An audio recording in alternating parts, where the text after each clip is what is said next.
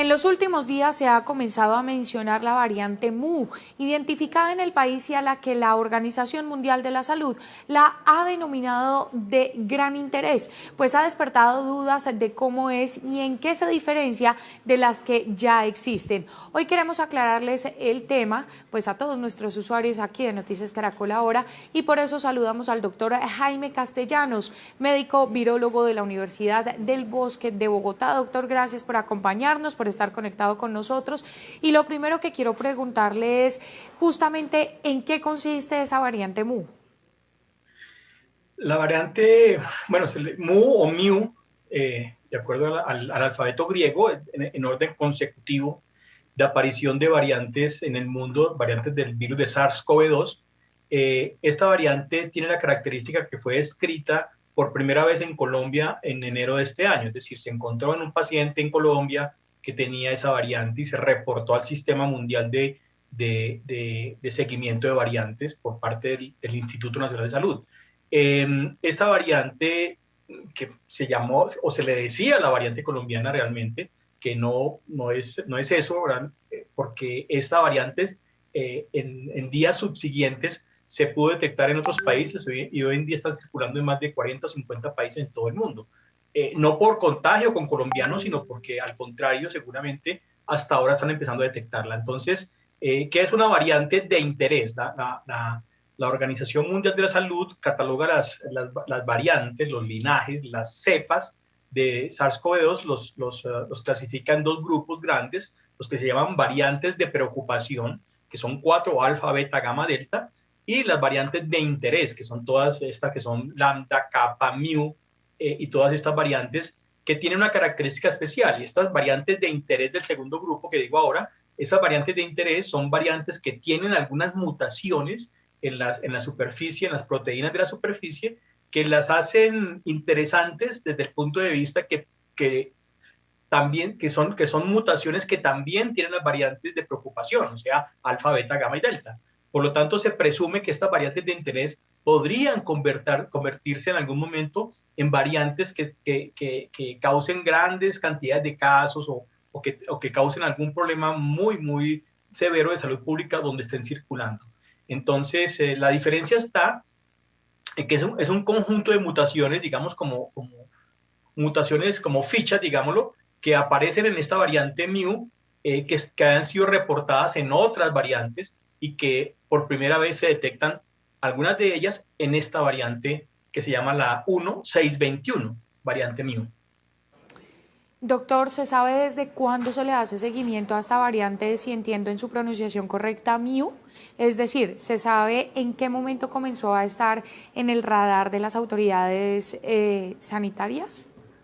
Pues el primer reporte lo hizo Colombia en enero de este año, y posteriormente, un mes después, se comenzó a ver en España, luego o se empezó a detectar en España, Estados Unidos, Inglaterra, luego otros países de Europa, y pues hoy en día se ha detectado en muchísimos otros países. O sea, desde ese momento se pudo encontrar que tenía unas características extrañas, por decirlo menos, unas mutaciones que eran no nuevas, pero que no se habían encontrado en un solo virus. Y eso las hizo de interés. Entonces, por eso se ha hecho un seguimiento muy, muy cercano en algunos países. Para el caso de Colombia, el Instituto Nacional de Salud y el grupo el grupo de vigilancia genómica, que está constituida por 20 laboratorios de todo el país, entre ellos de la Universidad del Bosque, hace detección de muestras de pacientes e intenta hacer la secuenciación para hacerle el reporte,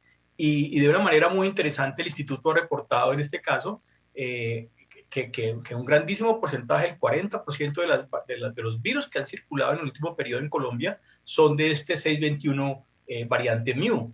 Entonces es una situación muy compleja, porque presumimos grandemente que esta variante pues en parte fue la causante del gran pico meseta que hubo en mayo y junio de este año, porque pues pareciera efectivamente que tiene unas características especiales que la hacen por lo menos, que han hecho que permanezca transmitiéndose de manera consistente en la población colombiana. Entonces, pues eso que no ha ocurrido en otros países. En Colombia la circulación sigue siendo sostenida y creciente de la variante Mu, lo cual nos plantea varias preguntas técnicas y científicas que estamos intentando responder en conjunto con los diferentes grupos de investigación del país. Doctor, ¿de dónde surge esa variante? Las variantes las variantes virales aparecen por una situación que es perfectamente normal en la evolución genética de los virus. Los virus, cuando pasan de un individuo a otro, cuando un virus, yo me encuentro con una persona que me contagia y ese virus se comienza a replicarse dentro de mí, cada vez que el virus se copia una vez y otra vez y tiene que copiarse millones de veces para poder, porque ese es su principio, duplicarse, replicarse muchísimas veces, cada vez que ese virus se replica, comete errores en esa replicación. Entonces, esos pequeños errores generan esos cambios. Y algunas veces esos cambios pueden transmitirse a otro individuo. Y así sucede la aparición de una variante. Y si ese cambio, porque obviamente pues variantes aparecen todos los días, pero son variantes que pasan desapercibidas porque no causan ningún problema. Es decir, cuando uno dice una variante, hay que seguir la pista es por tres razones. Porque es más contagiosa, como pasa con Delta y como pasaba con Alfa, porque produce más enfermedad, como pasaba con Alfa, que no pasa con Delta, y porque eventualmente los anticuerpos de los individuos vacunados no pueden bloquearlo. Entonces, si cumple cualquiera de estas condiciones, se convierte en una variante que hay que seguirle la pista. Entonces, esos pequeños cambios que ocurren en la superficie, que constituyen una nueva variante, pues son cambios que hay que hacerle seguimiento, pero es un tránsito absolutamente normal y aleatorio, completamente al azar, de la evolución normal de los virus. Lo que pasa es que como hoy los investigamos tan cercanamente, pues las podemos detectar y hacerle seguimiento porque nos interesan. Pero eso ha ocurrido durante toda la historia de la humanidad, la aparición de variantes de los virus cuando están infectando uno y otro individuo. Doctor, usted ya nos ha dicho y ya lo sabemos durante todo este proceso del COVID que hemos venido pues enfrentando, ¿no? Durante todo este tiempo, es que hay más variantes, hablamos de la Delta, en fin, pero ¿en qué se diferencia de los demás y una es más peligrosa que otra o cómo se maneja?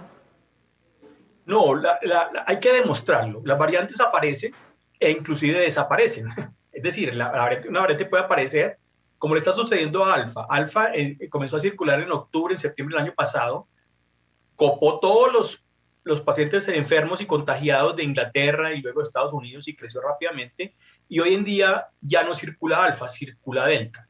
Entonces, eso es una situación que sucede de manera también normal, natural. Eso es natural y eso, lo que tenemos hoy en día es un sistema de seguimiento muy, muy detallado, una lupa muy grande para hacer seguimiento de esos virus.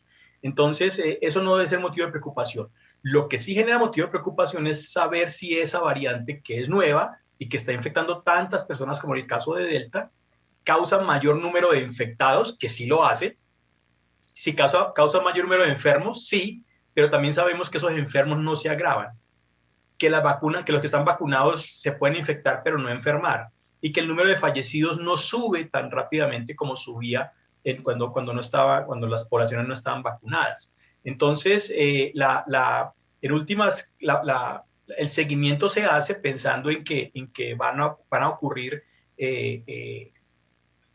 casos nuevos con la nueva variante, como en este caso, como creemos que ha venido ocurriendo en los últimos 3 o 4 meses que la variante Mu se ha tomado casi todos los pacientes, la mitad de los pacientes del país, y que nos causa algún tipo de preocupación por ello, porque pues, los casos que sucedieron en mayo-junio seguramente que son casos asociados a la transmisión de variante Mu, pero no necesariamente, insisto, en que el virus intenta replicarse y saca muchas variantes.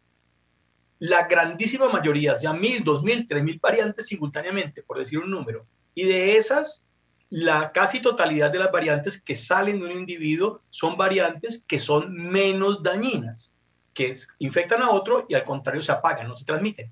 En este caso, una que fue exitosa, la alfa, la delta, la gamma, la mu, es exitosa y entonces se transmite más rápido. pero no ocurre que en la naturaleza no está descrito que los virus tiendan a evolucionar hacia digo yo, una variante diabólica que va a matar a todo el mundo. No, porque inclusive para los virus se conoce muy bien que los virus prefieren transmitirse mejor, enfermar poco y matar poco, Sí. porque los pacientes que se mueren por la infección pues no transmiten el virus. Sí, doctor, ¿esta variante pudo ser responsable del tercer pico de contagios que vivió el país? Es una hipótesis muy importante, efectivamente, porque pues, el sistema de vigilancia genómica en el país pues, toma muestras de diferentes individuos de todo el territorio nacional y empieza a hacer la evaluación. Es altamente probable que haya sido así. Es muy probable, efectivamente, que el gran pico de transmisión que ocurrió durante los meses de mayo y junio, el tercer pico, haya sido causado por la variante Mu. Es altamente probable que haya sido así. Hay que esperar un poco los datos, porque los datos de secuenciación genómica, de vigilancia de los genomas, digamos, siempre está retrasado 1 o 2 meses, porque es un procedimiento que es muy difícil. Entonces, pero digamos que entre los científicos hay una idea como muy correcta de que seguramente que sí sucedió, que el gran pico de mayo-junio, el tercer pico, hubiera sido causado por la variante Mu. Doctor, ¿cómo se puede detectar, hablando justamente de este punto científico, cómo se puede detectar, qué han arrojado los estudios hasta este momento? Pues, ¿cómo se puede detectar? No, los exámenes de PCR que se hacen, lo que le dicen a un individuo es, ¿usted tiene o no tiene el virus? Y hasta ahí llega el diagnóstico, no se puede hacer más. El que se hace de rutina, se reportan 20.000, 30.000, 40.000, 50.000 PCRs al día en todo el país, y eso es muy importante porque hace parte del sistema de seguimiento de los infectados y los enfermos del país.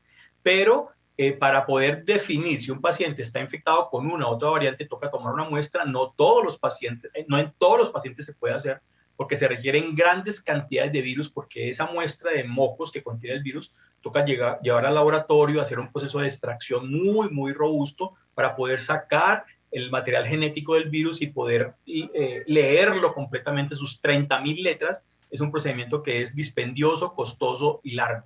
Entonces se hace de manera, no se le hace a todo el mundo en el país, entre otras cosas porque hay pacientes en los que no se puede, porque se toma la muestra, da positivo, pero cuando se lleva a su laboratorio esa muestra es insuficiente para poder hacer la detección de la variante. Entonces, ¿cómo se hace seguimiento? Haciendo vigilancia genómica. En eso, el Instituto Nacional de Salud y las universidades que estamos participando en el proyecto de vigilancia genómica, pues lo intentamos hacer de manera un poco pues, rápido, pero hay muchas dificultades para hacerlo, tanto técnicas como económicas, para poder entregar el dato de cuál variante está infectando un paciente.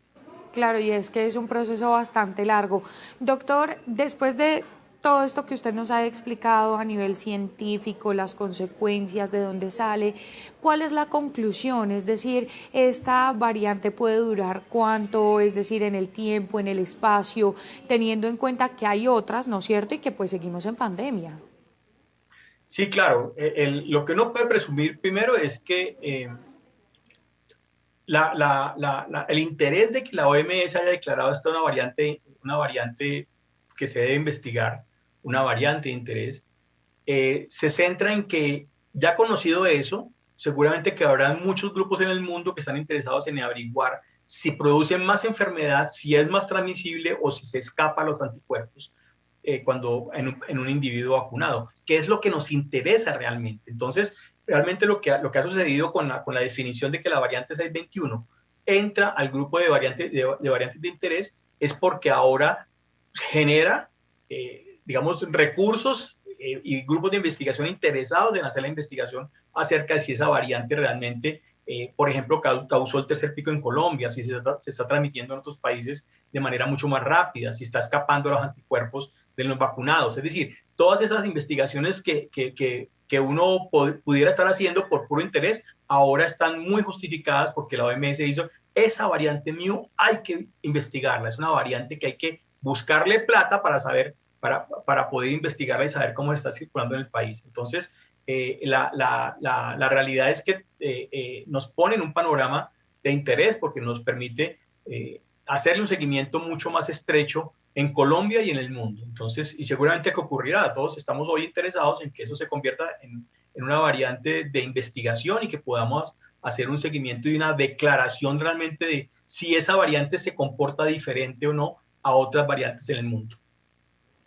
Es el doctor Jaime Castellanos, médico virólogo de la Universidad del Bosque aquí en Bogotá. Doctor, gracias por estar con nosotros y explicarnos todo esto aquí en Noticias Caracol ahora. Con mucho gusto.